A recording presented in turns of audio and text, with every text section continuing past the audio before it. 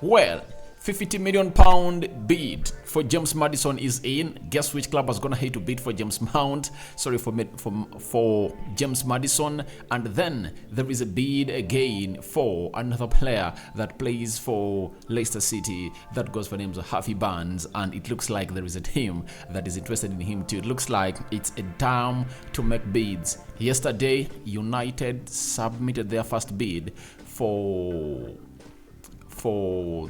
what's the name of the guy? Mason Mount, £40 million.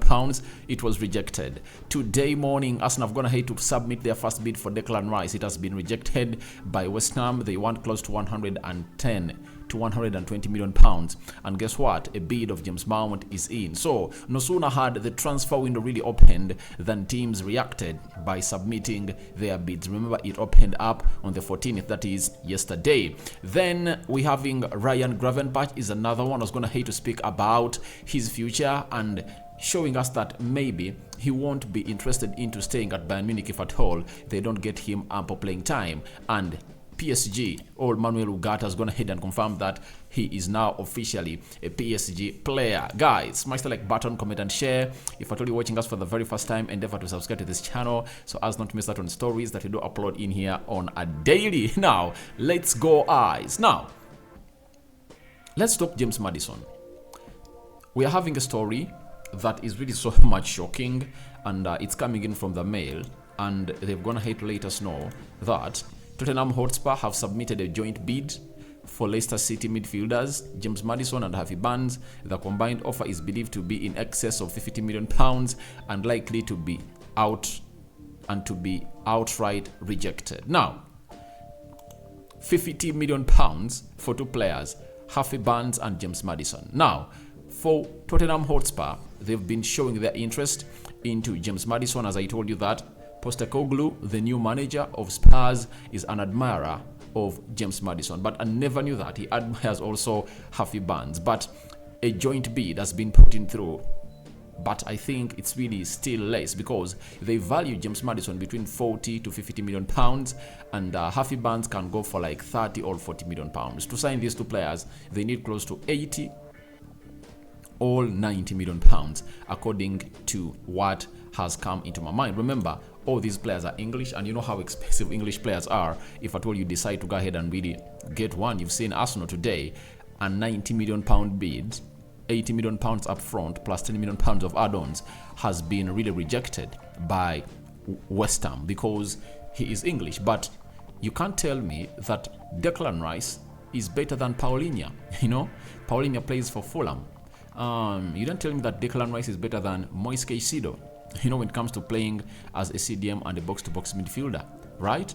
So, when you look at players like Lavia, they have so much they add to the game than Declan Rice. So, it's just because they are English, that's why they're really expensively sold in the market. When you look at Jude Bellingham, that's going to hate to cross aside and announced by Real Madrid, and obviously given a shirt number 5, for him you understand he's an outstanding talent that obviously is rarely got. You know, it's not because he's English, it's not because he's what, but he's a talent at the age of 19, playing at the level that the world believes he's one of the best midfielders in the world at his age. Now, James Maddison, I doubt why Leicester want £50 million for James Maddison. I really doubt. You know, they're relegated and they cannot even pay his salaries because they went ahead to really give him a salary that is really huge. I think he gets close to £140,000 a week. I understand that every club has a clause in the contract that if at all they're relegated, they are supposed to see their salaries really cut, but you can't see James Maddison there. You can't keep James Maddison there. He's a special player, a player with special abilities. He's one of those central attacking midfielders that I believe is even better than Mason Mount. You know, Mason Mount is linked to my club that I support, that is Man United, but I don't see anything special into Mason Mount, you know. But when you see James Maddison play, he's a special player. But with Leicester relegated, I think, why should they sell him at £50 million? Because if clubs say, we are not going to buy him, if at all you don't take him at 40, what are they going to do? They can't keep him. So it's obviously a very huge plan that Spurs is really drawing to see if they really get in the player known as James Maddison. But I really understand why they are really doing it, because there are really other teams that are interested into James Maddison. Arsenal is one of those that whose interest in James Maddison has been confirmed by Fabrizio Romano.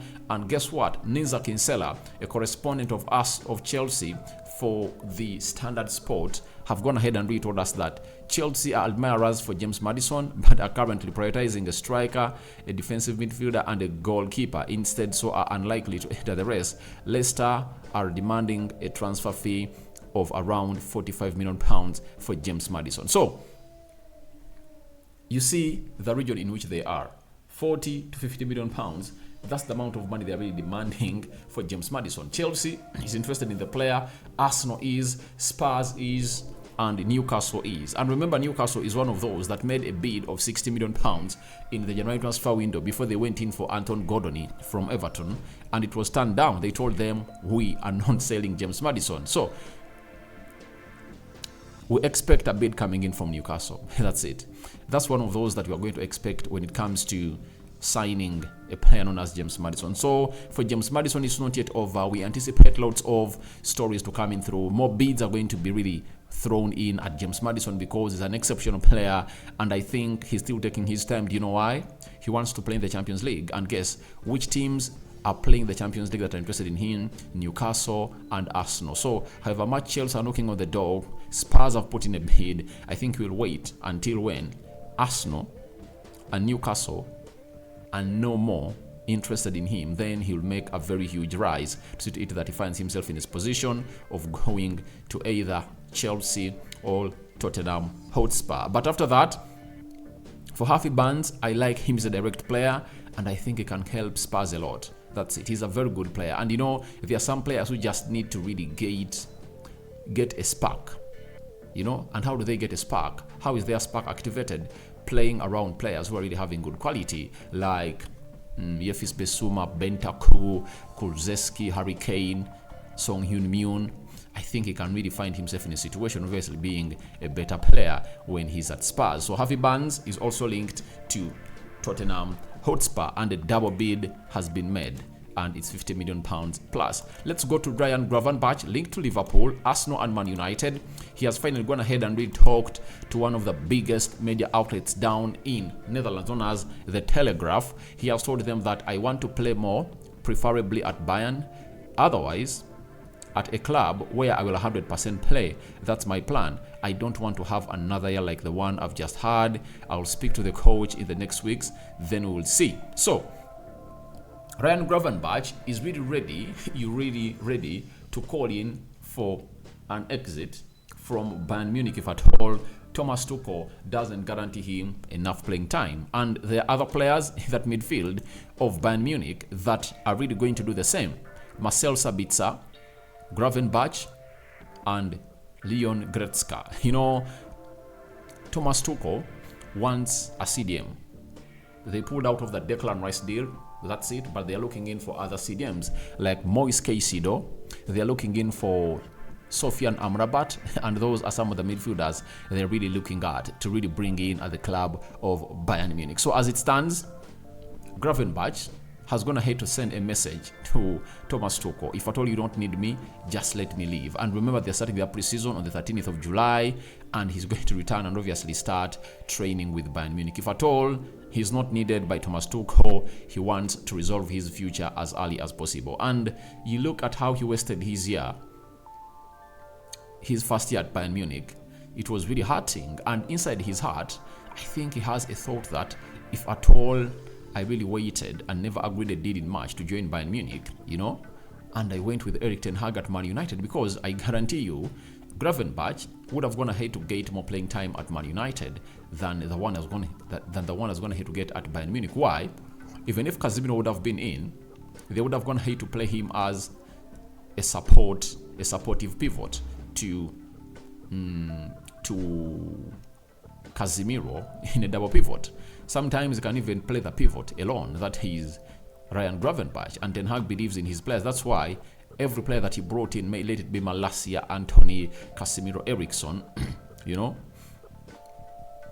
all of the Lisandro Martinez, all the players signed at Man United are going to have to create enough playing time, and Erik ten Hag is an admirer of Ryan Gravenberch. So let's wait and see whether Ryan Gravenberch is going to stay at Bayern Munich or is going to really stride his studs to either Man United, Arsenal, or Liverpool. All those three teams have gone ahead to show concrete interest into the player, and his value is like at £30 million, and they can get him on the cheap. But at Bayern Munich, there is really a huge block of him to go ahead and really break through.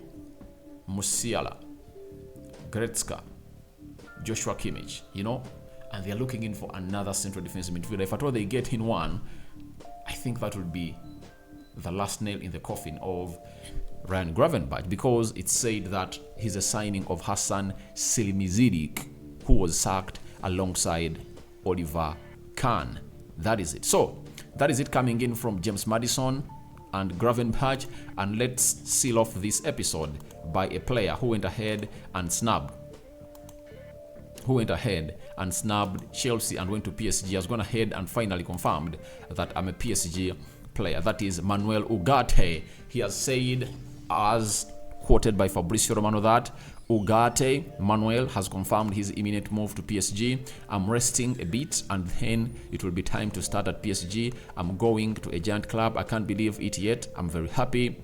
Via record, Ugarte has already signed contract and completed medical in there for you. So he's excited, and Chelsea wanted the player, but the player looked like he was given a very huge salary offer coming in from PSG that Chelsea couldn't match.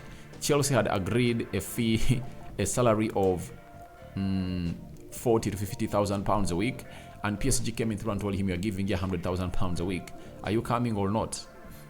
Chelsea couldn't extend, to the levels that PSG had really taken it up, and obviously they pulled out, and the player went to PSG, but they had gone ahead to make a very huge offer, all payment structure, to Sporting Lisbon. So they pulled out, and they're putting their focus on Moise Caicedo, a player that very many teams really want. Bayern Munich is in, Manchester United is in, Arsenal, that they've pulled out, something I don't believe, because you can't pull out when you're having a Declan Rice bid rejected. He must be the list. He still has to be on the list of Arsenal as a fallback plan. So that is Chelsea for you. So guys, your thoughts on to £50 million bid for James Maddison submitted. What do you make about it? And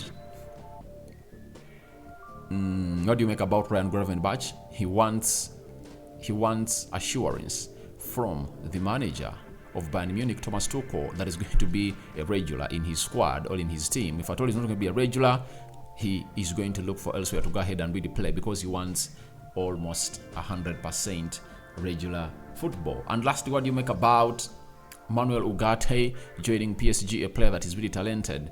He's in his early 20s, but the way he plays the game is really the new Rodri, according to me. He really plays like Rodri, and if at all he's coached very well, he's going to turn out into one of the best central defense midfielders in the world. I sign out for now. See you later, and I cover you all in the precious blood of Jesus Christ. May the living true God protect you abundantly. Me out for now. See you later.